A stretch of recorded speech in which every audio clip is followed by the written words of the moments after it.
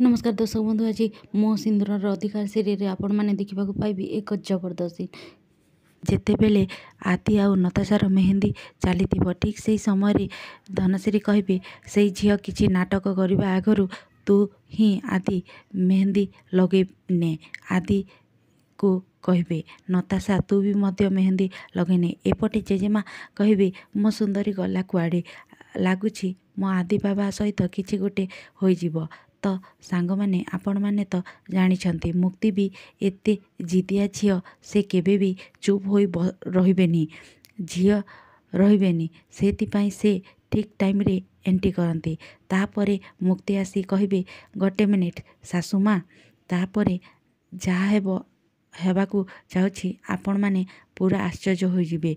मुक्ति कहे विधि हिसाब रे तो जुईपुअर